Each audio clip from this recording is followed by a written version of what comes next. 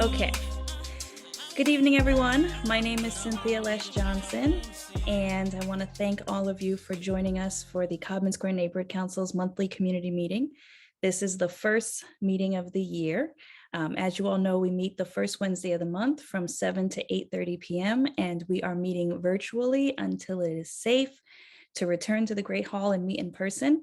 I'm really hoping that this year is the year that we can return to in-person meetings, but we will keep everyone safe and meet virtually until we actually can, because I really do miss seeing you all and being with you and being in the Great Hall. So hopefully this is the year we can return, but who knows? We keep getting surprised with new variants, very contagious variants. I want to remind you that these meetings are recorded. The closed caption, let me see here. The transcript feature has been enabled, so you can utilize that feature. Feel free to ask questions or engage in the meeting using the chat feature, or raise your hand if you want to speak. But we'll just jump right in and get started. So I'm happy to announce that we have our new 2022 board, and I want them to just quickly take a second to introduce themselves and maybe share the organization that they're a part of, if they're an affiliate member, or the street that they live on, if they are a board member. And I'll start. Cynthia Loesch-Johnson. I live on Brent Street, and I've lived in Codman Square for 36 years. And I'll hand it off to, let's go down the line. Amy? Yes. Hi, I hope you can hear me. I'm in the car, so yes. My name is Amy. Great. I'm Amy Winter. I live on Wainwright Street, and I'm a newbie. I've only been in Codman Square since COVID, so I guess it's actually coming up on 3 years, but I'm so happy to be here, and I love this community. So nice to meet everybody. Thanks, Amy. We'll keep going down the line. Mr. Brewster? Hey, what's going on? My name is Antoine Brewster, lifelong resident of Dorchester. Used to live on Brent Street, funny enough, 2 years ago. Moved to Randolph because my old place got sold. It is what it is. And I still look to find ways to serve. And I am a part of Crossroads Fellowship Church and up and coming church plan in Dorchester, hopefully by the end of the year, if not early next year. So glad to be on board. Thank you so much, Antoine. Miss Kristina Pruitt? Hello, my name is Kristina. I am one of the Volteens. I don't necessarily live in Codman Square, but I live extremely close, so I still feel a part of it. Welcome. Lawrence? Hi, I'm Lawrence. I'm a Volteen. I live in Dorchester. I've lived here forever, so yeah. Thank you. Lisa? Hi, good evening. My name is Lisa Hamblin. I live near Codman Square. I've lived in this area for about, since 1993. And I also work at the health center, and I've been there for 11 years. So enjoyed my time here. Thank you. Excellent. And Lisa is our secretary for 2022 as well. She's been doing a phenomenal job over the years, and the board asked her to serve again in that capacity. So thank you, Lisa. Yeah. Richard? Hi, how's everybody doing? My name is Richard Scott. I'm a Codman Square native. I'm a third year student at Wentworth Institute of Technology, and I am the Winter Farmers Market Manager. And we're starting back up this Saturday from 10 to 1. So excited to see you guys if you guys show up. Thank you, Richard. Vikma? Hello, good evening. My name is Vikma Desir. I live in Codman Square on Central Street. It's my second year on the board, and I look forward to what 2022 has in store. Thank you. Hi. Thank you, Vikma. Yes. I think at the moment that is all the board members. Others will continue to trickle in, and we'll allow them to introduce themselves as they do. But I want to give a big round of applause. You can use the feature or you can unmute yourself and clap to our 2022 board members because they're ready to serve. We had our holiday party yesterday. They're all excited. And I think it's going to be a really great year. So thank you all. The other quick announcements, I don't see Erica on yet, but Erica will be serving as our vice president again this year. Marie St. Louis, she's not on yet either. She will be serving as our treasurer. And I've been asked to serve as the president once again. So that is our 2022 board. Oh, I see Marilyn just joined. Marilyn, did you want to introduce yourself?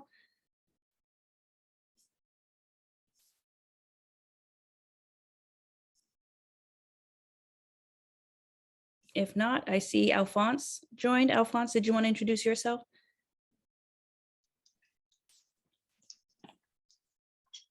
Hello.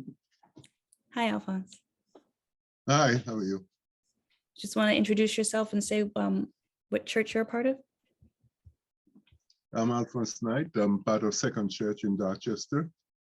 The church is next to the park in Codman Square and across from McDonald's, big white church.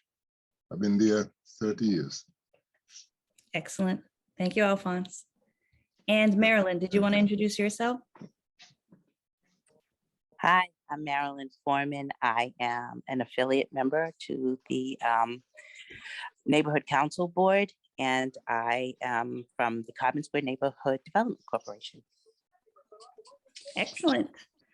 Okay, I know other board members will continue to trickle in, but we highlighted a good number of them. If you're not familiar with our structure, we have 11 board members that are from the Codman Square neighborhood, both east and west of Washington Street, and then we have an 11 affiliate members, and those are individuals that represent key stakeholders in Codman Square.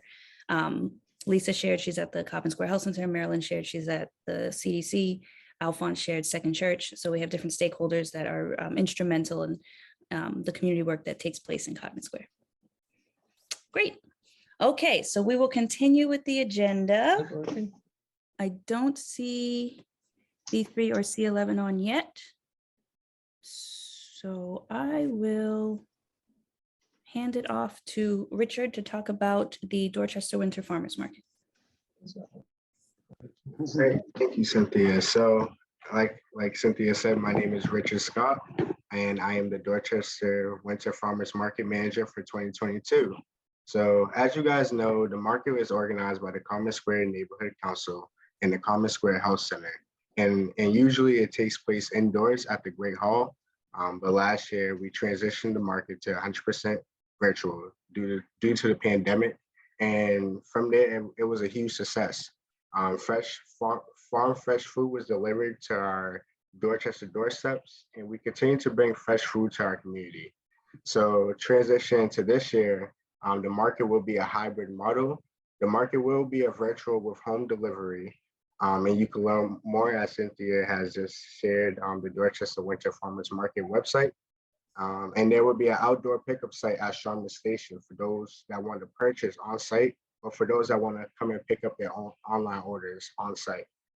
We'll also have a coupon program. And this coupon program will be for the first 50 families in need of food assistance. And they will receive $10 worth of coupons each week. So we're very excited to have that incorporated in our winter market. And some of the farms and vendors include Norfolk Boston, Heron Pond Farm, Marini Farm, Stony Creek Farm, Brookdale Farm, Dorchester Food Co-op, Aggies Bread, and more. So like I said, we are super excited for this year. And the first market is this Saturday from 10 to 1. So look forward to seeing you guys, and let me know if you have any questions. Thank you. Are there any questions for Richard in the Dorchester Winter Farmers Market?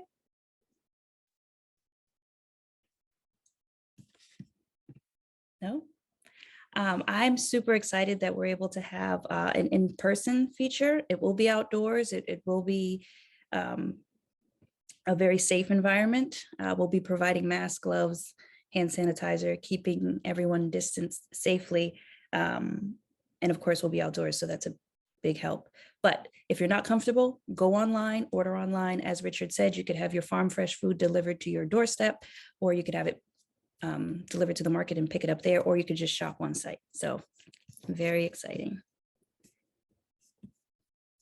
Okay, moving along in the agenda, I'm now going to ask Marilyn to do a quick recap on the Codman Square tree lighting.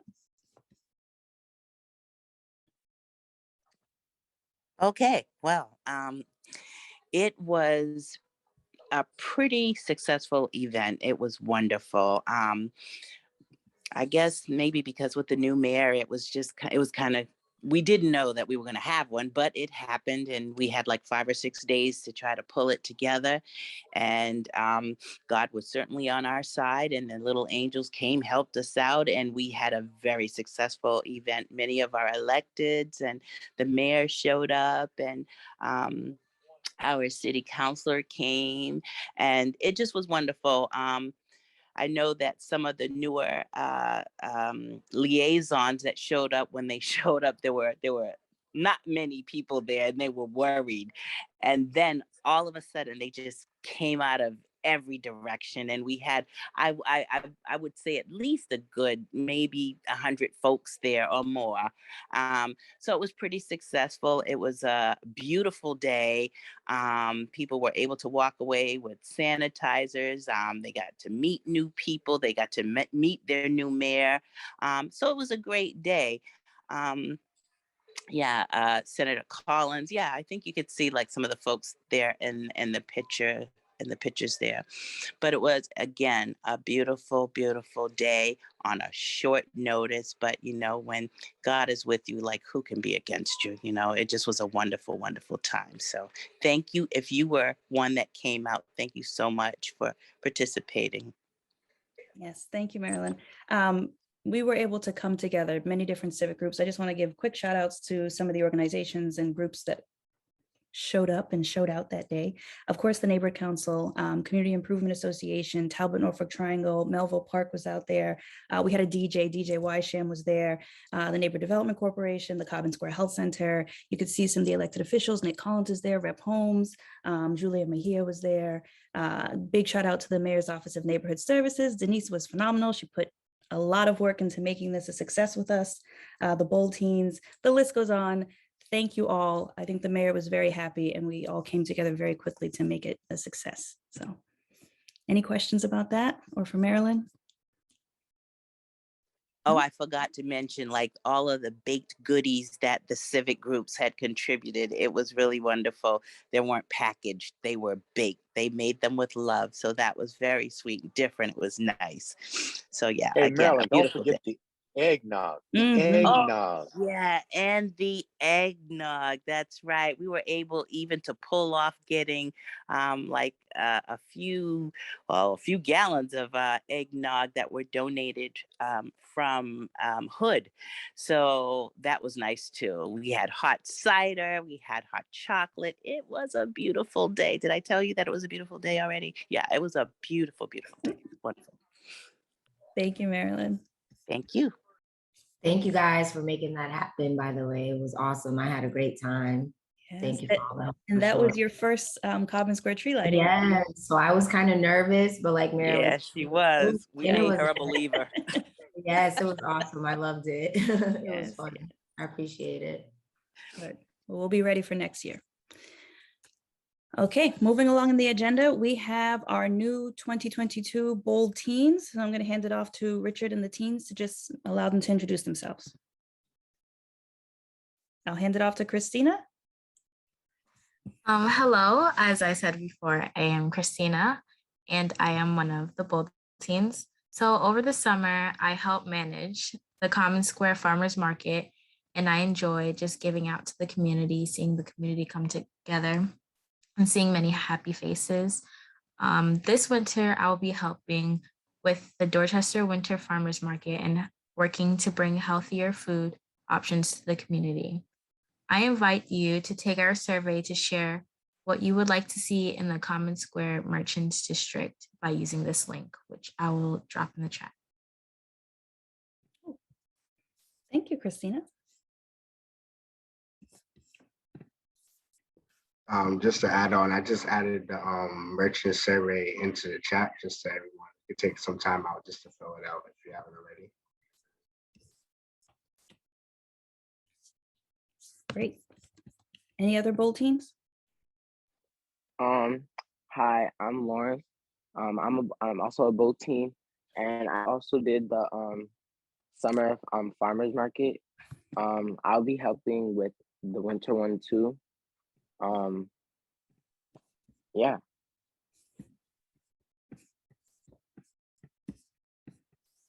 Great. Hi, my name is Lori. I also worked in the summer market for the first time this year. And I helped like manage some of the stations. And yeah, I live in Dorchester, and yeah. Thanks, Lori. Hi guys, my name is Saraphina, and I am a bold teen. Over the summer, I helped manage the Codman Square Farmers Market, and this winter I will also be helping. It was really a great experience. I really learned a lot from the community, and it was my first time doing it too. And I attend Boston International High School. I live in Hyde Park. Excellent. And I just want to share my screen really quickly and just highlight that in the December Dorchester Reporter, we had two individuals highlighted.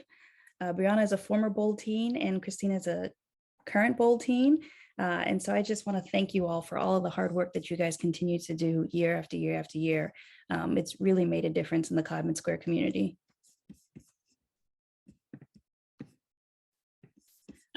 And so I do encourage you guys to fill out that survey that Richard put in the chat. The teens are taking the lead on an initiative of the Codman Square Neighborhood Council to just assess what's available to us in our merchants district. We've realized that it's a lot of the same. We do have a lot of corner stores and bodegas, a lot of fast food, unhealthy food options, a lot of beauty, hair and nail salons, a lot of the same. And we need a lot of those things, but we also need some diversity when it comes to our merchants district. So the teens are trying to figure out what you would want to see in Codman Square so we can advocate for diversifying our merchants district. So take that survey and support the bold teens. Any questions for them? No? Okay. Now I'm going to jump around in the agenda a little bit. I don't see Boston Climate Action Network on. No. And I don't see Wales and Browning Ave. Okay. I'm going to hand it off to Denise really quickly to give us updates from the city, from the Mayor's Office of Neighborhood Services. Good evening, everyone. Thank you, Cynthia. Quick just update. Once again, thank you all for the Christmas tree lighting. That was great. Also, it's just the vaccine mandate. So just a reminder that that goes into place on the 15th, which is next Saturday, to have your first dose.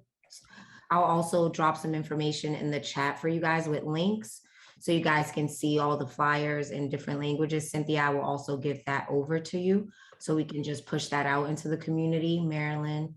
And just please, if we can just, get that out, just get the information out. There's still some testing sites in the neighborhood going on and some vaccine sites. So I will also drop that in the chat for you guys and my information if anyone has any questions on some take-home tests. There's some certain locations where you guys can pick those up as well. So I'll also drop all that information in the chat for you guys. Great. Okay, this is a big change for us, you guys. Do you have any questions for Denise?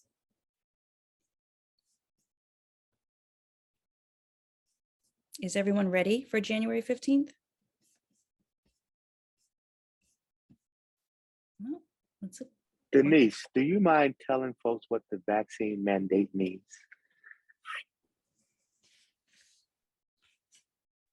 Yes, for sure. Thanks. Stick right up with that.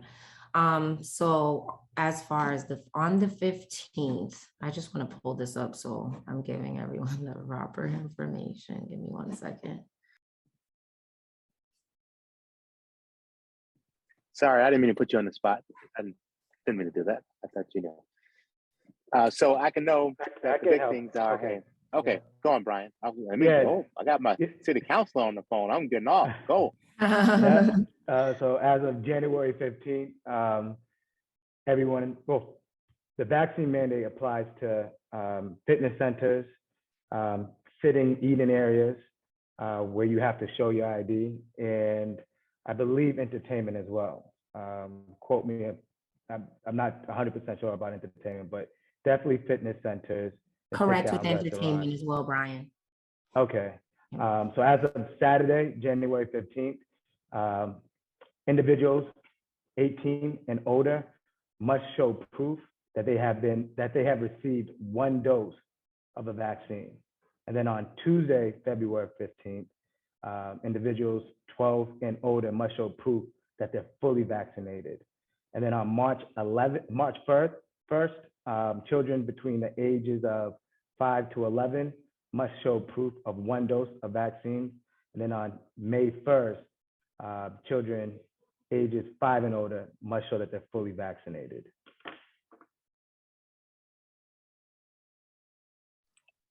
So if I think I'm it's going out important to to hear dinner from and you I don't guys. take, I think it's important to hear from you guys what the thoughts are on that, because of the fact that the mayor's taken a lot of flack over something I think most of us agree with. So it would be good to hear from you guys what your thoughts are as well. Any responses from anyone on the meeting with regard to the vaccine mandate for those indoor establishments? it's just it is tough. I know for the adults, I agree, but you know, like for some of the smaller, some of the younger kids, because they just recently were able to get the vaccines, right? To be fully vaccinated by that time. If we were going to dinner, does that mean that I couldn't bring my grandkid because he got like 1 shot? So when you say fully vaccinated, so why don't we go through it? Why don't we go through it one more time? So the first date is January 15th for 1 shot. So I'm sorry, Brian. You want to go through it again? I'm sorry. Okay. Yeah. I mean, Rep, you can take it over. Yeah, go ahead. I'm gonna mind my business. You know, this is a city thing. Somebody so take it I'm over. gonna behave. All right. Behave. well, the only reason I say it's tough is because like with a lot of the kids, they were just able to do it, but they're in school all day or whatever, so it's hard to get to a site without having to stand in line to get the vaccine, because I've experienced this with my grandkid, right? And so she hasn't even had the first shot yet. So I'm just saying, you know, when you think about wanting to go, because we go out and we eat as a family sometimes, you know, in different restaurants. So she would not be able to go if she couldn't produce, even if she had 1 shot, she couldn't go into a restaurant, I guess is my question. If we were going to go for Valentine's Day, say. Yes. So if 12 and older, they have to show 1 shot by January 15th. Right. And then on February 15th, fully vaccinated by February 15th. But I know there's a push right now for the city to increase not only testing sites, but vaccination sites because of the lines, you know, that we've been witnessing and experiencing. So I know there's a push, and especially I've been advocating with the city to have more of those sites inside of Dorchester and Mattapan. So we're also looking for clinical partners, because that's what the issue is now, is you know, we don't have enough staff to administer the shots and the vaccine. So I've been advocating and trying to find clinical partners for the city to partner with as well. So I know there's a push for that, and I believe that they're going to be increasing their capacity to test and provide not only the booster, but the vaccine.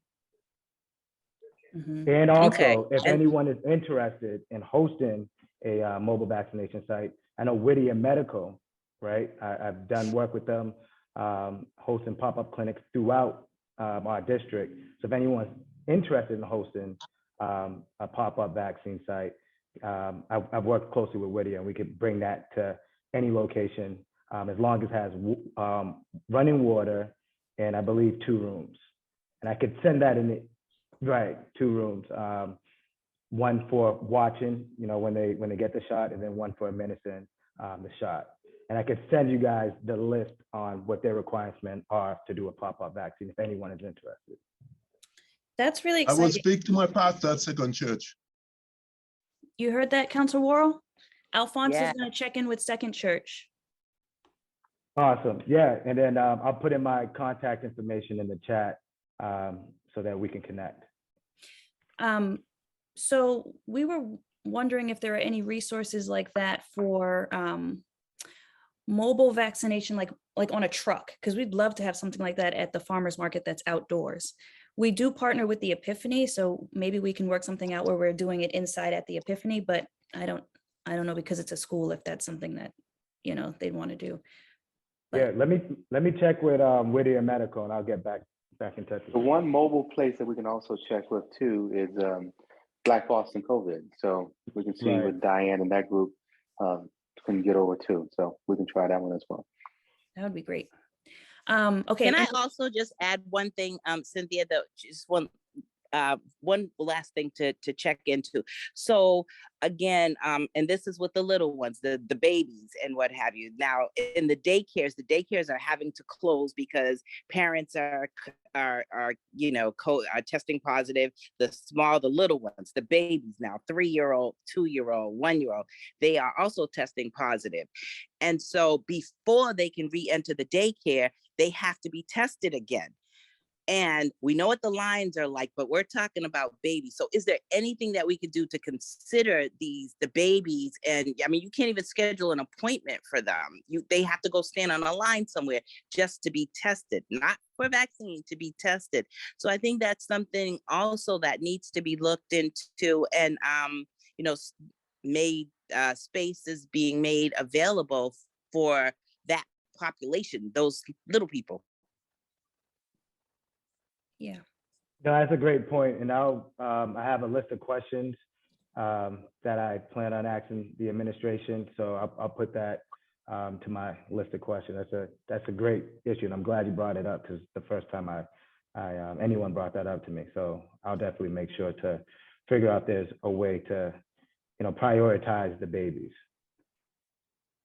And I don't know if Richard mentioned this, but we are giving away the rapid test kits at the winter market as well. We don't have an unlimited supply. We'll keep asking the Boston Public Health Commission for additional kits, but we will have those tests available to give out on Saturday. Did you get them yet physically? Do you have them in your hand? Yeah, we have our first Perfect. bunch, but I'm hoping we can get Okay. more. So if you know where we can get more, Russell, please Rep. Holmes, let me know. No, I sent you the one place I sent you. That was it. How many Okay. did you get, actually? Because someone else said they didn't get any. How many did you get? I think we 200? have a little over 100. And then Okay. we're just going to keep making requests throughout the entire season, the 10 weeks, to keep getting Okay. more. Sounds good. Thank you. Okay, in the chat, we had Vikma saying, yes, she understands the vaccine mandate. And we have Mike saying the mandate is needed. And yes, we need more vaccination sites, testing sites, more tests in schools and staff to do them, and rapid tests, which will make it much safer for all of us. I agree, Mike. I think what we're seeing now are like these restaurants, these establishments, these places of business, they're having to shut down. Their staff are coming down with COVID, and it's just not safe. So whatever we can do to keep everyone safe is what we need to do, because we're going to be shut down even without a government shutdown, because so many establishments are having to close. So let's all chip in, do our part, be disciplined, and do what we can to keep everyone safe. Any other thoughts, comments, questions? No? Okay. Thank you, guys. I didn't expect Councilor Worrell to be on tonight. He is here. He's supposed to present next month, a full-blown presentation, but he is here. So I just want to give you a few moments to just say hello and introduce yourself formally. Yes. Happy New Year, everyone, and happy holidays. My name is Brian Worrell. I'm the new District 4 City Councilor. Grateful for this opportunity, humbled to be able to serve, the city of Boston, my hometown, and also my home neighborhood, Dorchester. Just excited, and just wanted to take this moment to let you know a little bit about what I am planning to do through the office and give you a few updates. Or do you want me to save this until next month? No, we want you here tonight and next month. So please Okay, proceed. All right. So currently, Dustin, who was Councilor Campbell's Director of Constituent Service, he is staying on board as the Director of Constituent Service. So we're happy and grateful for that. Also, I just want to reiterate that the District 4 office is your office. So we're always looking to collaborate with every and anyone in the district, because it's the people that we serve and it's the people who put me there. And I will always keep that at the forefront of my mind. What I will also be doing is trying to be as hands-on as possible as a District 4 City Council. So I'm going to be out and about in the neighborhoods. If there's any volunteering or events going on, please share with my office, because we would like to attend and offer as much support as we can. And what I will also like to do as a district is try to build more unity across the district. So we're able to share resources, share experiences, and then also show that there's strength in numbers, and just show that to the city that we can organize and mobilize and show our strength. Right now, I am hosting virtual office hours because of COVID. When the COVID numbers start to come down, I'll be hosting these office hours at local cafes and restaurants. So I'll get to meet everyone face to face. But I'll drop the link where you can host, where you can schedule virtual office hours with me. Also, I'll be doing neighborhood walks throughout the district, so we can invite department heads, our police departments, to help them see what issues are going on in our neighborhoods. And another big part of our office will be engagement through educating our community on some new processes, especially the new budget process.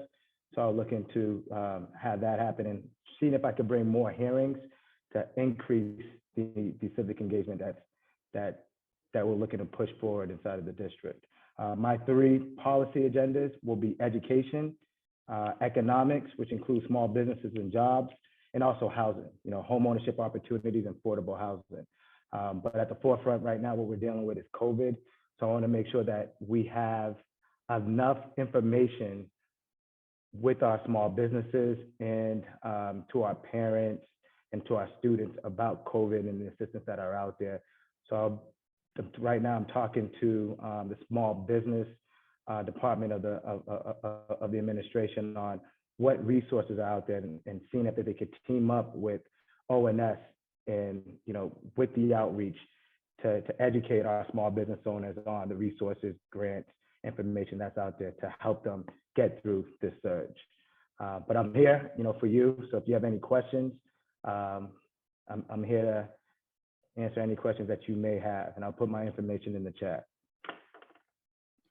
Thank you for surprising us and being with us this evening. Any questions for Councilor Worrell? Or comments, or congratulations, or we're excited to partner with you, or we're looking forward to working with you on everything you just shared, anything? Well, while you think about it, I just want to share that even before the inauguration, before he was sworn in, I was already in his ear because he was out and about in the community, letting him know that the Dorchester Winter Farmers Market was starting and that we didn't have a coupon program secured or finalized or established for the winter market. And I explained that for the summer market, I think, Richard, correct me if I'm wrong, around $72,000 worth of coupons were redeemed at the summer market, $72,000 of food being put into the hands of families that need it in our community. That's separate from SNAP, separate from HIP, separate from cash sales. It's phenomenal what we were able to do in the summertime. And so we need to figure out how to sustain that in the winter. And he responded so positively, ready to jump in and help in any way that he can. He sent out emails, different communications to try to help us get this coupon program for the winter market up and running. I will say that we were able to secure about $5,000 with the city. They were able to come up with something for us. It's nowhere near what we had in the summer though. So just keep that in mind. And we appreciate you stepping in to work with us and try to figure out how to get food to the families that need it most in Dorchester and Codman Square. Absolutely. And talked to a few people yesterday, and they should be reaching out to you. And I know we have some meetings planned to try to get more support your way. So no, absolutely. Excellent. And that it's a great initiative, and I love the fact that you're having bold teams, organize the event. So that's awesome. Yes, they are our leaders. Any other comments, questions, thoughts for Councilor Worrell? Congratulations. And I can't wait to start working with you. Thank you, Ms. Forman, and thank you for being one of the very first supporters and a fierce advocate for our neighborhood. So thank you for always being in my corner. Got it. Thank you so much, Councilor. Moving along the agenda, we'll now hear from, let me see, Youth Build Boston. Miss Lakeson. Yes, I am right here. Welcome. Well, hi, thank you for having me. So I am the program manager for one of the programs at Youth Build Boston. Currently, we have 3 different programs for youth. And I can speak more towards the building trades and exploration program because that's the one that I oversee, but I can touch upon the pre-apprentice program and the designery program as well. So, and please stop me if you have any questions, and I'll do my best to answer those questions as we move along. So I'll start with saying that Youth Build Boston was founded in 1990, and the goal of the program is to support young men and women from traditionally underserved communities by providing opportunities to obtain skills and credentials needed to successfully enter the building trades. So we work with unions to get young people placed with the unions, and we have a really good partnership with the Carpenters Union right now. And most of the pre-apprentice that come through our program, they end up working with one of the unions, more likely the Carpenters Union. With the BTE program, the Building Trades Exploration Program, we look for men and women ages 16 to 24 that don't currently have their high school diploma. One of our goals is to get them their HiSET, which is a high school equivalency. So it's not a GED and it's not a diploma, but it is a high school equivalency, which if you are looking to get into a trade or other opportunities, then that serves the same purpose as a high school diploma. The pre-apprentice program is for teens or young men and women 17 to 25 with a high school diploma.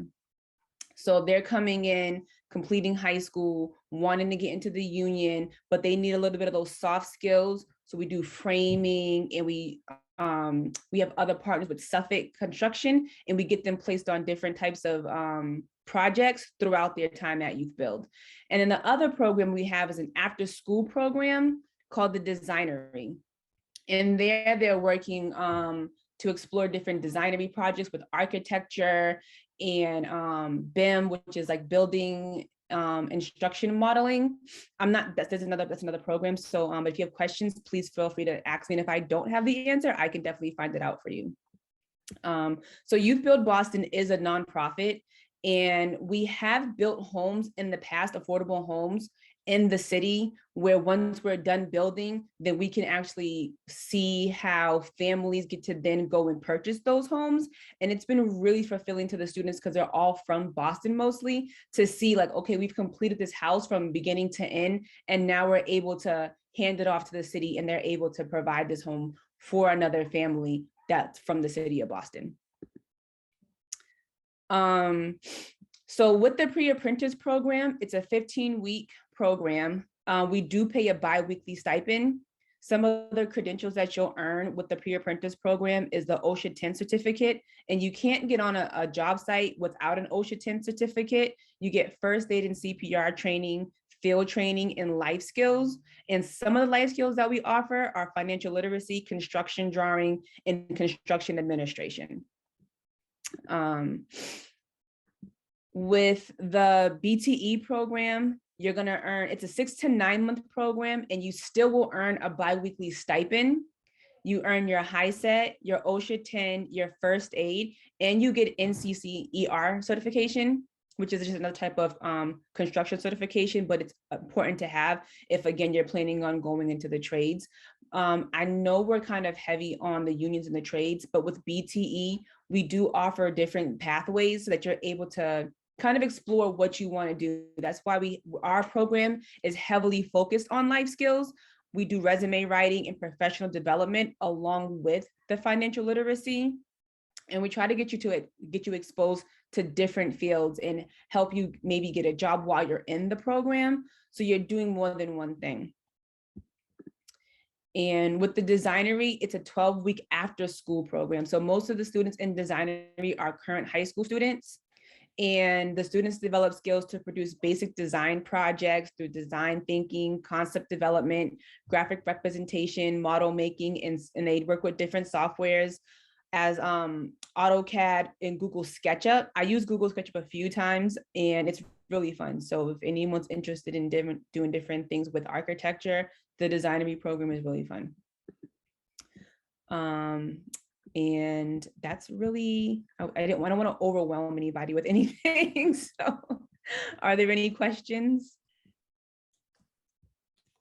There's some questions in the chat. I'm seeing, are there flyers? When does the program start? So yes, we do have flyers. And the program started at different times because the designery is more of an after school program that mainly runs on a fall, spring semester, but we're trying to see if we can get a summer one. The next opening for the designery is in February. I'm not 100% sure of the date yet. The PA, they're starting a new cohort Monday, actually, and the next one should be in April. And for the BTE students, our next cohort starts March 7th. And I can share those flyers with you. I can send them to the Bold Teen email for all the programs. And we're located right in Roxbury on Center Street. Can you also put your contact information in the chat? Yeah, sure. That would be great. Any other questions or comments? I'm so glad you joined us here tonight. People don't realize how much Youth Build is doing. And this isn't even all of it. So oh, this is just a small part of it. Like we're kind of all over the place. We're working in Brighton right now with our PA program. And we just finished a couple of sheds and we're supposed to be working on one on Norfolk Street. So, but we really, that's more of a spring project because we have to be able to break ground and it's too cold right now. But yeah, we do a lot. We have our hands in a little bit of everything. Well, we appreciate you being with us this evening. Please keep us posted and share the information in the chat so we can follow up with you. Any other questions, comments, thoughts? No? Great, thank you. Amy, do you have any idea what's going on with B3 and C11? Because I'm not seeing either one on this evening. And I know, people wanted to hear a little bit more about the incident with the 16-year-old, Miss Gomes. It's so sad. I'll reach out again, Cynthia. I haven't heard anything since the last time, unfortunately, but I'll keep pushing. Okay, thank you. I appreciate it. I know people are zoomed out and, we're on virtual overload, but these meetings are important to get information out and to make sure we're supporting each other and the community. So thank you, Amy. Okay, moving along in the agenda. I don't see Cynthia, the basic information on the funeral is on Saturday from 9 to 10. You know that, I don't know if you know that already, at the second church. Thank you, Rep. Holmes. So, Alphonse, I didn't know if you wanted to say a few words or anything. I know that she was affiliated with Second Church and Dunice was sharing a lot of information. Yes, I know her very well. She's a nice person. I know her aunt, well, know the family. So it's heartrending. So the funeral will be on Saturday at Second Church. Saturday at Second Church. If you guys don't mind, if we could just have a moment of silence for her.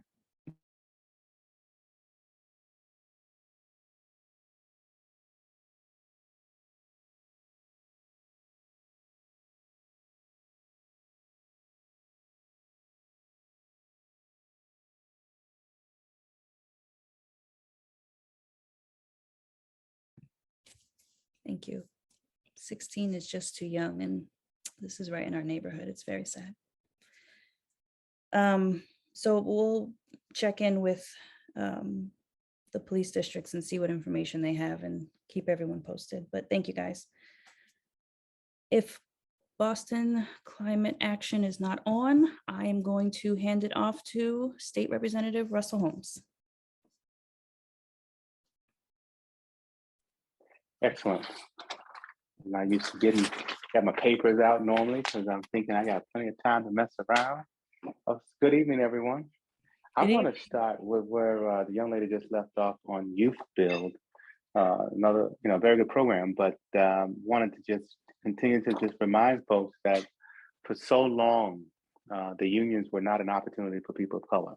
And when you think about the number of retirements that have happened, the amount of things we push at the city and state to require much more participation, let us continue to advocate for our youth to understand that's just a great avenue so that we can make sure that we're now getting into industries where folks make an awful lot of money. And so to the young lady's point, what I've advocated strongly for is whenever someone is inside of a district building, don't just put up just the little, now you have to do it online with a little picture, but don't just put the applications inside of a box and say, hey, we'll take applications.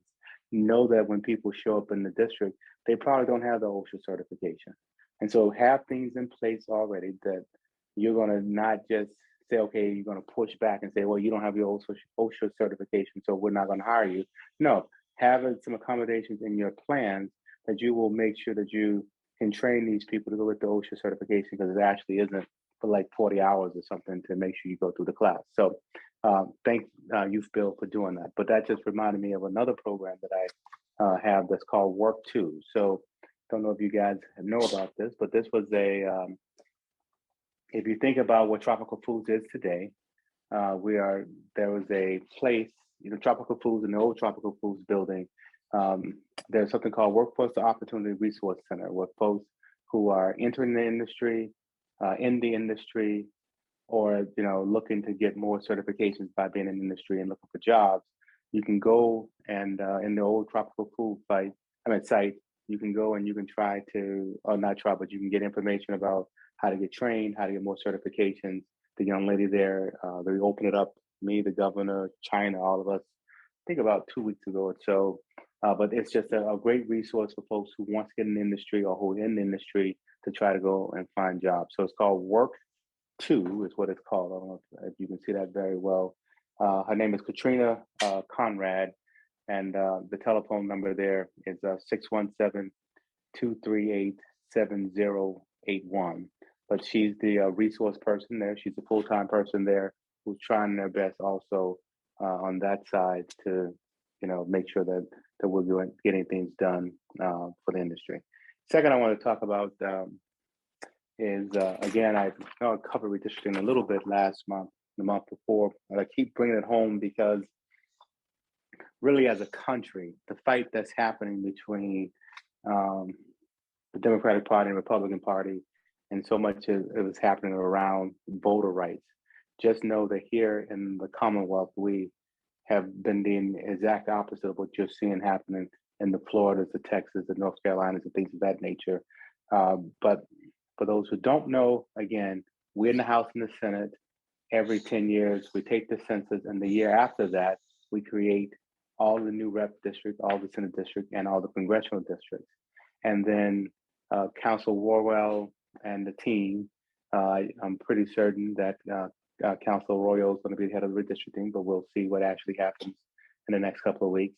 They're going to also line out the city council districts. And so the reason I keep advocating and being pushy about redistricting is, one, to make sure you know that redistricting is not a process that was to disenfranchise you. It is actually a process to empower you. And so in that empowering process that happens also now for the city council, when you think about where Councilor Worrell represents today, we're going to again align through a process his district and the district that sits in, Frank Baker and others. And so you need to, as you're seeing the process for what just happened with the state reps and the state senators, that process is about to begin with the city council.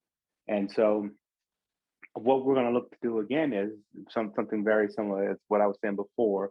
When I first got elected in 2010, there were 10 seats that were majority of color in the whole Commonwealth, 10 out of 106 in the House. And then there were only two seats that were majority color in the Senate. We have now gone from 10 seats of majority color in 2010. In 2011, we made that 20 seats, 10 in Boston alone. And then now with the latest redistricting, that has gone to 33. So just think about it. When I was elected, there were 10 just 11 years ago, and we've gone from 10 to 33. And so it has created opportunities all across the Commonwealth where you think they should be. Brockton, where people call out, Brockton. We just created one that had never existed on the Senate seat up in Lawrence, that's based in Lawrence, that's going to have a Senate seat. But the more important Senate seat that I wanted to talk about tonight was the Senate seat that was here in Boston. And so some years ago, 20 years ago, so and I think I may have explained this before, but I want to make sure I keep saying it. There was a seat that historically been a seat that was majority Black seat. It's a seat that today, Senator, I want to say Forey, but not Forey, sorry. Sonia Jane Diaz is in the seat today, but it was a seat that before Senator Jane Diaz, it was Senator Wilkerson. Before that, it was Senator Owens, and before that, it was Senator Bowling. And that seat we had separated and kind of tried to empower the seat by getting folks elected on the and combined with South Boston, and folks elected and combined with JP. And what we've seen over the years is that wasn't working well for our neighborhood. And so in this latest iteration of the Senate seat, essentially you can start right down in Milton, the Milton Pan as they call it, but the more predominant color, 138 come right through, come right up Blue Avenue, go up Warren, go up Seaver, and that's the predominant areas of the seat. And so now that seat is a seat that is reconstituted to what it historically had been, which is a majority colored seat. What it has done, though, it has had two of my colleagues run for the seat. And so you're going to hear an awful lot from Representative Miranda and Representative Nika Elagato and others, I'm sure, who are running for the seat. But as you're thinking about what's going to happen this year, that Senate seat is one that we're going to all live in, is one that you need to pay attention to, and is one that took a lot of hard work to reconstitute. The other thing I would say about redistricting is most of the things that happen in the Codman Square area are small, but they are significant, and that there are some areas like where Codman Square Health Center is today. I'm the state rep, but after the redistricting, it would be Representative Fluka Oakley. I'll have the other side of Codman Square, which I didn't have, which used to be Representative Hunt. But there was this whole process of, because we were trying to deal with the historical lines, and we had Representative Malia retire. And so in Representative Malia retiring, it created this opportunity for us to really look at the seats in this area in a more holistic fashion. And essentially the seat that Rep Malia has was absorbed into Rep into Rep Elagato, and I'm trying to think of the names. I think it's 5th Suffolk and 7th Suffolk, but what you would see Miranda and Elagato, and then the seat that's now 11th Suffolk, which is the seat that Rep Malia used to have, is all 100% now in Chelsea, and it created an opportunity that Chelsea was not represented, even though it's a majority area or community of color that had never had a representative in it before, with a strong voice from Chelsea, and Chelsea has its own seat. So we think we've created an awful lot of opportunities for people of color across this state. It's going to reshape the map in a lot of ways, and we're hoping that when you get interested at the state level, in particular, get your voice to Councilor Worrell about what's happening in your communities for the city council as well, because it's going to be very important. I don't know how much time I have, but I'll shut it down and pause for a moment and see if anyone has questions. There's one other thing I want to talk about with the school committee, with what the city's going to be doing. Rep Holmes, do you have a link to the reshaped map? I do. Can you share probably that? easier for me just to Google it. Just if you Google Massachusetts legislature redistricting, it'll pull up the new maps, and all of the data that I'm normally referencing is right there. You can just go and look at the maps. But I think when you think like even in my seat, in the seat that I currently occupy, it is a more condensed seat where you don't have it so that you have all these weird gyrations. It is much more condensed, which I think is better for all of our communities. Any questions about redistricting or comments for Rep. Holmes? It's important stuff. So we appreciate you coming to the council and keeping us informed. You want to take a minute to talk about the superintendent? Okay, not the superintendent, but what I want to talk about is the school committee. We voted. We voted that we believe that we should have an elected school committee. That's what we said as a city by overwhelming numbers. And so I believe that that voice should not be lost right now. And so there are all these things that are going to happen to the city about what they're going to do about reshaping the map.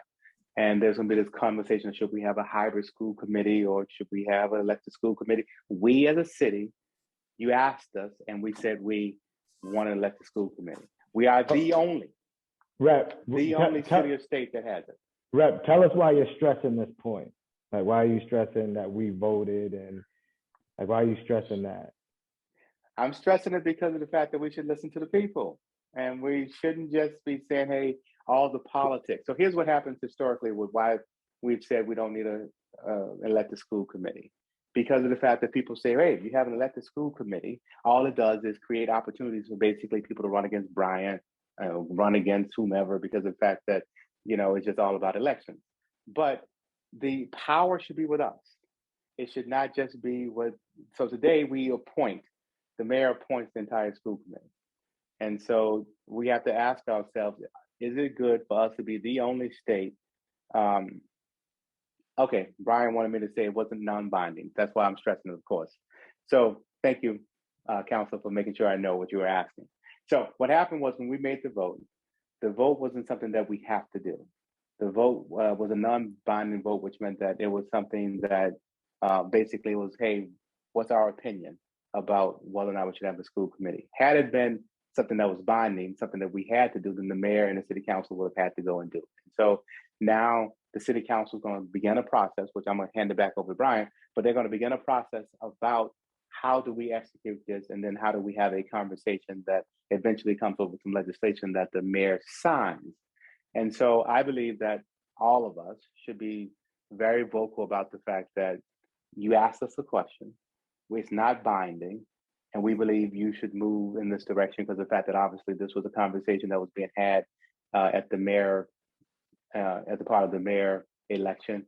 And I know the mayor, our current mayor, Michelle finally landed on, she thinks it should be hybrid. We didn't vote for hybrid, we voted for elected. And so I'm asking, there's another thing I'm asking. I know I'm way over my minute, but way over. I'm asking I don't think a lot of residents realized it was non-binding either. So that's good that you're sharing that. Well, that was your council making sure I made sure I said it. It was non-binding. It's not something they had to do. So thank you, council, for making sure, you know, my assumptions, we understood those things. So the piece that I'm asking for too is that I believe there should be, if we decide to do some new districts for a city council, for the school board, I think it should be aligned with the students. So there are approximately 50,000 students in our school system.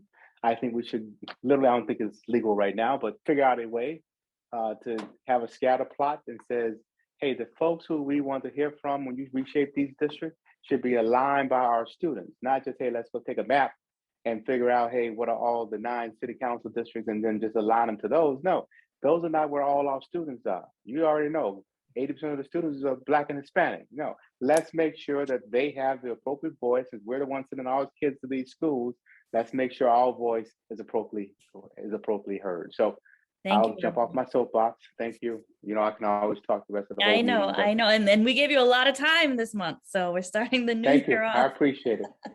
With you having a lot of time. Okay, thank you so much, Rep. Holmes. We appreciate you being at every community meeting and keeping us informed of what's happening at the state level. And then also just, you know, being a good neighbor and letting us know what's happening in general. Hey, pull down those signs. Don't forget. I don't know if I said it last month, but all those diabetes signs and junk Yes, that we people saw put on all you. of our posts, pull that junk down. Stop, We saw you being in the predatory in reporter our pulling neighborhood. those signs down. Yeah, We saw that. we got that part too. Help me out. Thank you. Thank you. Okay, we're gonna move along in the agenda to announcements. We might be ending this meeting early. Are there any announcements? I just want to reiterate, you need to put the Dorchester Winter Farmers Market website in your saved, I don't know, browser. Make sure you visit the website, order online, have the food delivered to your home if that's what you'd like, or visit the Dorchester Winter Farmers Market on Saturdays, 10 to 1 at Shawmut Station. The link is in the chat. I do have one other announcement. The Codman Square Park meetings. They're going to start up again in the coming months with the Boston Parks Department. If you guys are not aware, we've been doing a lot of work on revisioning and revamping and securing capital dollars to do capital improvements to the park, the corner of Washington Street and Talbot Ave, Codman Square Park. We've secured around $640,000 from the capital fund, $150,000 from Community Preservation Act, and we're waiting to hear back from the Brown Fund for an additional application that we put in for $150,000. So we're getting there, getting to our goal. Our dream park was a little over $1 million, and we're securing the funds, so it's exciting. So I'm gonna put the email address for the council in the chat. If you wanna get involved with that initiative and you wanna be a part of transforming the Codman Square Park, let us know. You can join the team and you can join us when we meet with the Parks Department. It's a really fun project because all of the ideas really came from the community. Any other announcements? No? Oh, this is gonna be a... Cynthia? Yes? Yeah, this is Olive here with Alphonse, but I just wanted to say thank you for taking the time to bring up about the young girl who passed. Thank you very much for doing that. Yeah, it's so sad, Olive, so sad. And I know that she was very active in Second Church, and I don't know. Other announcements? No? Well, if there are no other announcements, we are going to end this meeting early. It's rare, but it's nice because I know you guys take time out of your lives, away from your families, and meet with us, and we appreciate it. So it's nice when we get to end early every once in a while. The information that we shared here is very important. I encourage you to go to the YouTube channel, follow the Neighborhood Council YouTube channel, share this information with your friends, your neighbors, your family members. Make sure that they're active in the community. They can join the meetings. We just want to make sure that we're doing our part to support each other and share information. I see that Councilor Worrell has a question or has his hand up. So what we're trying to do as a district office is help our seniors, especially that we have snow coming up. So we're looking for any organization that can volunteer snow removal services. So if the bowl teams offer that services, please reach out to us because we're looking to connect those services to our seniors in our neighborhood. So if the bowl teams are willing to volunteer their services on when it snows, please reach out to Dustin or myself and let us know that you're available. Brian, to piggyback off that, my brother's keepers of 617, the Dorchester one, they've done that in the past as well. So I'll connect Dustin with a few of the folks from there because they've done that for the CV community as well. So I'll loop you in with them.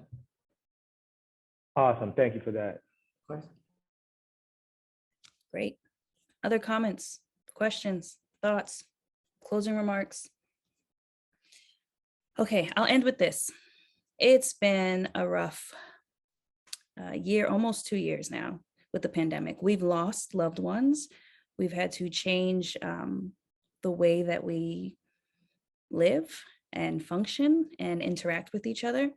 And it's been a stressful and hard time for many of us and our friends and family. But I just want to thank all of you for continuing to show up.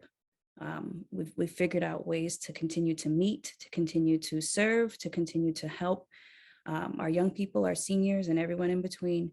And I'm so grateful. I am just so happy to be a part of a community that cares and loves on each other the way that we do. And I really just want to start the new year off by just sharing how much I appreciate you all. So we will end tonight early. I will see you next month, same time, same place, and have a very happy new year. Thank you. Happy New Year, everyone. Have a nice night. Thank you. Good night. Night, good night. But I wanna be the change I wanna see in